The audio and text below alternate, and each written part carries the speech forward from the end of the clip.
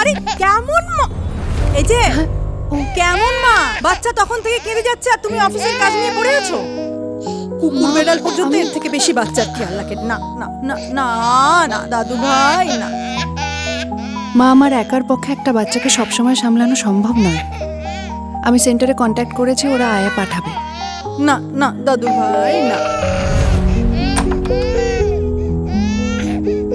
আমি মালতী, ওই বাচ্চা দেখাশোনার জন্য এসেছি।